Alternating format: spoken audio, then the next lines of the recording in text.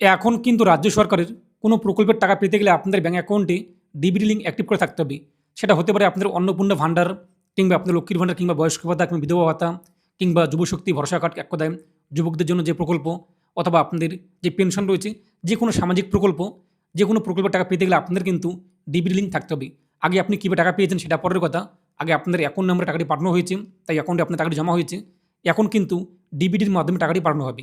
যদি আপনাদের একের অধিক অ্যাকাউন্ট নাম্বার থাকে, আপনি কীভাবে চেক করে দেখতে পারবেন যে কোন অ্যাকাউন্টে আপনাদের ডিবিটি লিঙ্ক অ্যাক্টিভ রয়েছে? তো আপনি অনলাইনে চেক করতে পারবেন। তার পাশাপাশি আপনি অনলাইনে যদি ডিবিটি লিঙ্ক করা না থাকে, আপনি ডিবিটি লিঙ্ক করতে পারবেন।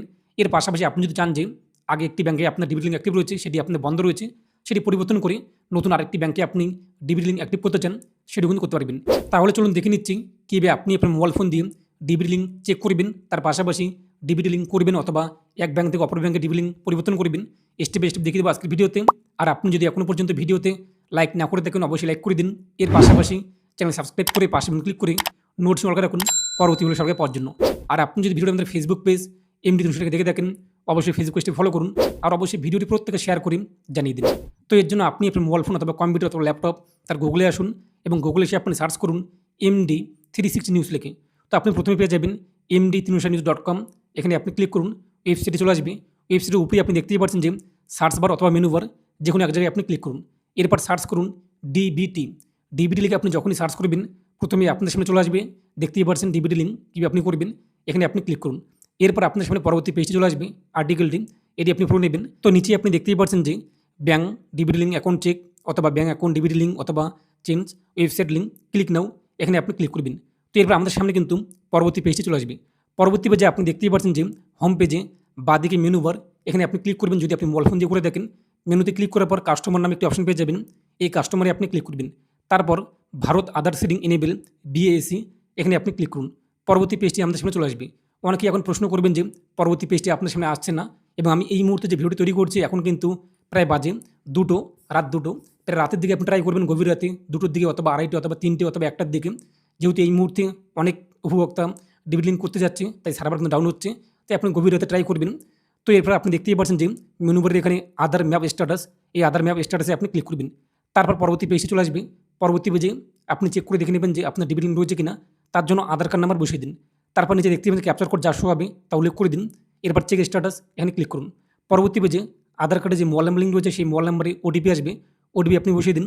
তারপর কনফার্ম, এখানে আপনি ক্লিক করুন। তো পরবর্তী পেজে আপনি দেখতেই পাচ্ছেন কোন ব্যাঙ্ক অ্যাকাউন্টে আপনার ডিবিটি লিঙ্ক অ্যাক্টিভ রয়েছে, কোন ব্যাঙ্কে, সেই ব্যাঙ্কের নাম শো হবে এবং উপরে কিন্তু লেখা শো হচ্ছে যে এনেবল ফর ডিবিটি, অর্থাৎ আমাদের কিন্তু এই ব্যাঙ্কে ডিবিটি লিঙ্ক অ্যাক্টিভ রয়েছে। এবং এখন আপনি দেখে নিন যে এই ব্যাঙ্কটি আপনাদের বর্তমানে চালু রয়েছে নাকি বন্ধ রয়েছে ইত্যাদি বিষয়গুলো। তো এখন যদি ডিবিটির মাধ্যমে টাকা পাঠানো হয়, আমাদের কিন্তু এই ব্যাঙ্কে যে অ্যাকাউন্ট নাম্বার রয়েছে সেই অ্যাকাউন্টেই টাকাটি জমা হবে। এখন আপনি চাচ্ছেন যে পরিবর্তন করতে, যদি কোনো তথ্য শো না হয় তার মানে আপনাদের কোনো ব্যাঙ্কে কিন্তু ডিবিটি লিঙ্ক অ্যাক্টিভ নেই। তো পরিবর্তন করার জন্য কিংবা লিঙ্ক করার জন্য বাঁদিকে দেখতেই পাচ্ছেন একটি মেনু বার রয়েছে, এখানে আপনি ক্লিক করুন। তারপর দেখতেই পাচ্ছেন আধার সিডিং অথবা ডিসিডিং, এই আধার সিডিং অথবা ডিসিডিং, এখানে আপনি ক্লিক করুন।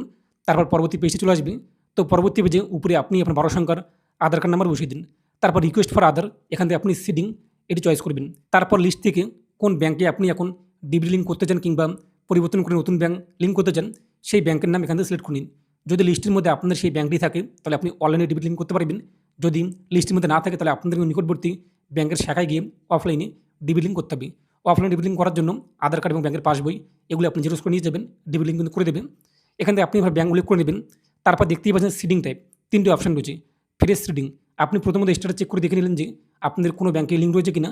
যদি কোনো ব্যাঙ্কে লিঙ্ক থাকে এবং যদি কোনো তথ্য না শো হয়, তার মানে আপনার কোনো ব্যাঙ্কে ডিবিটি লিঙ্ক অ্যাক্টিভ নেই। তার জন্য আপনি প্রথমে যে অপশনটি ফ্রেশ সিডিং এটি আপনি চয়েস করবেন।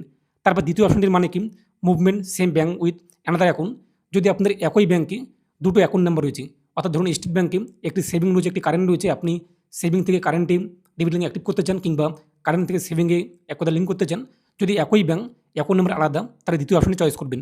আর 3 নম্বর অপশনটি movement from one bank to other bank, আগে আপনার স্টেট ব্যাঙ্কে ছিল এখন আপনি পাঞ্জাব ব্যাঙ্কে করতে চান, অথবা আপনাদের আগে সেন্ট্রাল ব্যাঙ্কে রয়েছে এখন আপনি স্টেট ব্যাঙ্কে করতে চান, এক ব্যাঙ্ক থেকে অপর ব্যাঙ্কে ডিবিটি লিঙ্ক পরিবর্তন করার জন্য এই যে 3 নম্বর অপশনটি এটি আপনি চয়েস করবেন। তারপর নিচে আপনি আপনার ব্যাঙ্কের অ্যাকাউন্ট নাম্বার বসিয়ে দেবেন, যে ব্যাঙ্কটি আপনি উল্লেখ করলেন যে ব্যাঙ্কে আপনি ডিবিটি লিঙ্ক করতে চান সেই ব্যাঙ্কের অ্যাকাউন্ট নাম্বার বসিয়ে দিন।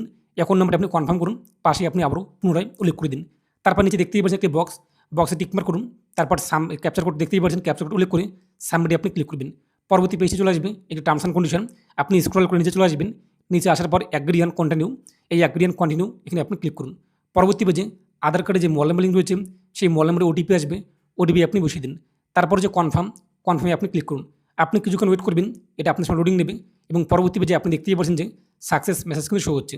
আমাদের কিন্তু ডিবিটি লিঙ্ক অ্যাক্টিভ, অর্থাৎ আমরা যে নতুন ব্যাংকে ডিবিটি লিঙ্ক করলাম কিংবা পরিবর্তন করলাম সেটা আমাদের কিন্তু কমপ্লিট হয়ে গিয়েছে। এছাড়া আপনি আবারও প্রথমে যেভাবে আমি আপনাকে দেখিয়ে দিলাম আধার ম্যাপিং স্ট্যাটাস, সেখানে ক্লিক করে আবারও স্ট্যাটাস চেক করে দিতে পারবেন যে ডিবিটি লিঙ্ক হয়েছে কিনা।